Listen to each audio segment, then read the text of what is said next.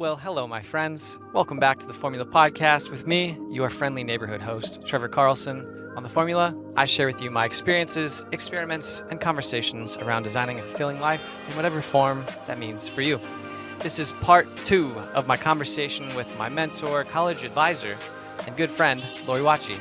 She's one of my favorite humans, and I'm still trying to figure out how much I have to pay her to bribe her to say that I'm one of her favorite students that she's mentored. Maybe I should start like an Indiegogo or something like that to try to raise even more funds. Either way, she knows it. She just doesn't want to admit it to all the other students yet. Anyways, let's hear a quick word from our sponsors before jumping in part 2.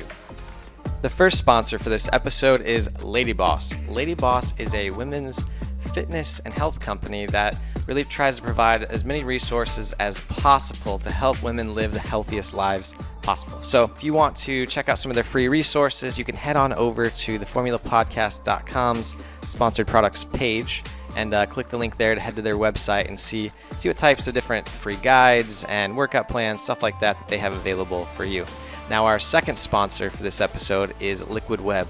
If you've listened to any of our episodes about launching your own e-commerce company or an online business, they have these like pre-made solutions for you that you can just go on over and sign up for. Now, if you check the show notes, they provided Formula Podcast listeners with a little bit of a coupon code, so you can just check out the show notes. I believe it's Formula 33. You get 33% off all Liquid Web products. So, big shout out to them for hooking us up.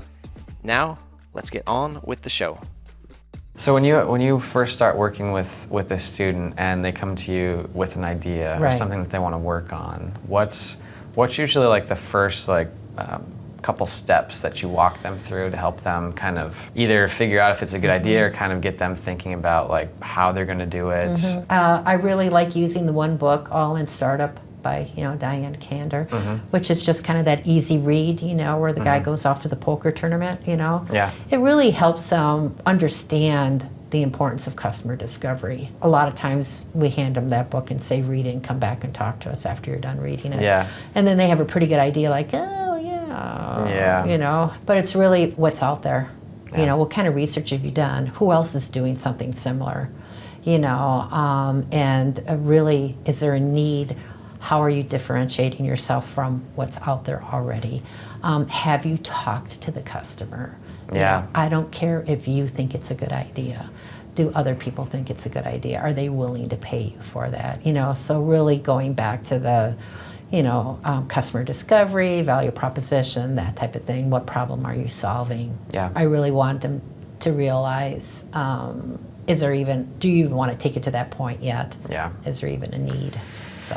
Yeah, I think when you're talking about the customer thing, it's almost like, do you have, it's like developing almost like a level of empathy for the person or the group of people that you're building the product or service for? Like how well do you understand? Right, who this is. Yeah, and I know I've had a million ideas, and I've heard a lot of ideas where it's always like yeah, that seems kind of cool, but why would anybody take any extra time? Right, or why would someone pay for that? Yeah.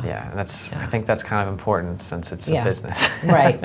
And again, I don't hammer them that hard until I know they're going to really start investing some money in it, and then I'm probably going to get a little harsher with them. And I think one thing that changed, at least as far in the education, it seemed to me was, when I first started, it was, it seemed to be like getting pre-sales or getting people to commit to pay for something early on wasn't something I was aware of. No, it really was, that's been, thanks to Steve Blank and, others like him. When I first started here, one of the first things, and actually one of our introductory workshops was how to write a business plan. That was kind of the standard process, is you write a full business plan. And then, so people are spending all this time perfecting this business plan before they even started to launch, and then people would get kind of this paralysis of, I wanted to perfect the business plan before I would execute. And now it's just, get that MVP out there, see if there's even a need. And really, when I started, 11 years ago, the ability to get a business online and a website up so easy, that wasn't really in existence at that time, So it's a different model now. And And because there are so many people online, you really have to prove that there's a need first before you waste your time on it. So there has been an evolution, in the business, and I'm sure it's going to continue to evolve into different ways. But well, me personally, and then I feel like other people, once they learned that like you could go test this stuff out really quickly, it's made my life a lot easier. Absolutely. Yeah. So we've talked a lot about your students and some of the things that have changed in the education system for entrepreneurs. Should everyone be an entrepreneur? You already know that answer, right? I know. I'm just asking. I'm asking you. No. You better make sure you really want to do this. It's funny because it's kind of sexy to be an entrepreneur, right? It's kind of the cool thing, and it takes a lot of work. It takes a lot of time. It involves a lot of stress. You better be sure that this is truly what you want to do for the rest of your life, but know when to say no. Yeah. And know when to quit, right? So it's not for everyone. If you don't like risk, if you don't like uncertainty, then this is not your path. This is not what you should be doing at all. You could be a supporting role for the entrepreneur. You could be part of the team if you kind of like the thought of being in a startup, because they need that, but it's not easy being an entrepreneur. So on the opposite end, you said, I want to ask a question about risk. Yeah. If you can't handle enough of it, you shouldn't be an entrepreneur. I feel like I might be farther on the opposite side of the spectrum, where maybe I take too much risk. Yeah. Is it possible to just be too risk prone, I guess? If you're taking it to the point where you're doing something illegal, you've taken it too far. If you take it to the point that you're putting a lot of potential, maybe financial risk, if you're not able to handle that financial risk, then maybe too far. You're always going to have to take a risk, right? Yeah. And so we try to assist you in making a calculated risk so that you understand what the potential outcomes are. This happens every time I feel like I get involved in something, and maybe this is very normal. You have this picture perfect vision in your head of how everything is going to go.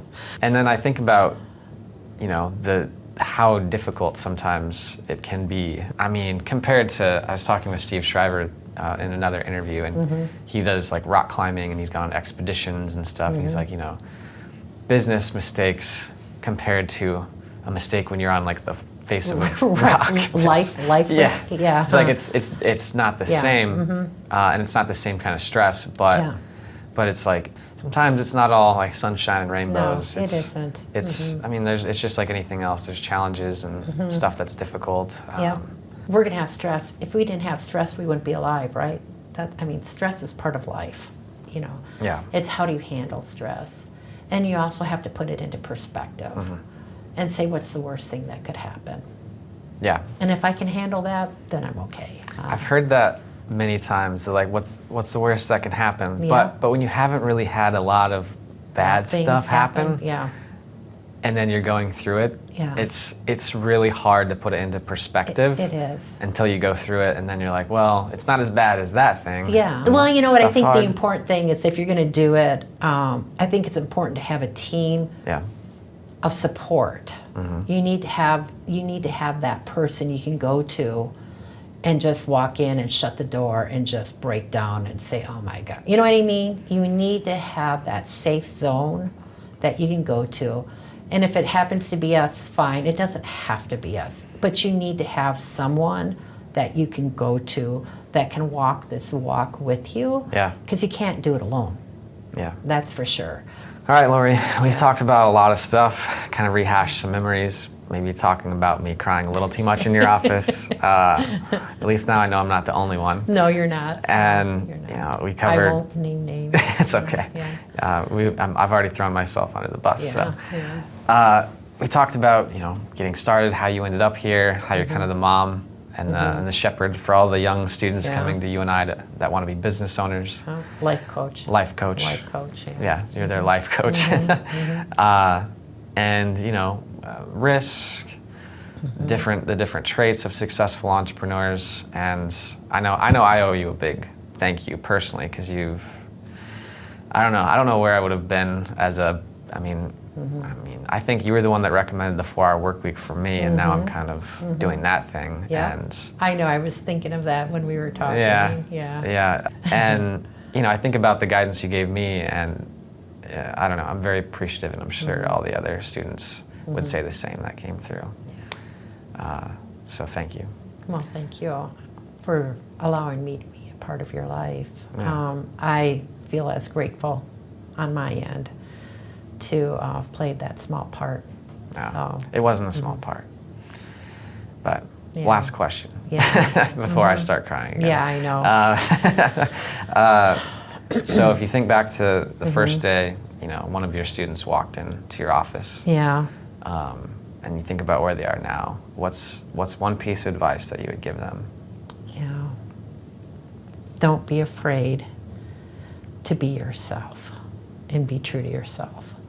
And however that ends up playing out with your business or whatever, don't worry about pleasing other people. Be true to yourself. That's it. Thanks for tuning in, everyone, to part 2 with Laurie Watje. She's awesome and has been there for me throughout my 20s when I really needed someone to have my back and advise me on how to keep my shit together. So in all earnestness, thank you, Laurie. I wouldn't be doing what I'm doing now if you hadn't been there to listen to me when I needed it, to get on my back when I needed someone to push me, and to tell me to slow down when I pushed too hard. Thanks again for tuning in, everyone. And if you got 5 minutes, hit us up with a review on iTunes or whatever app you use to listen to the show. Take care, everyone, and I'm looking forward to you stopping by next time.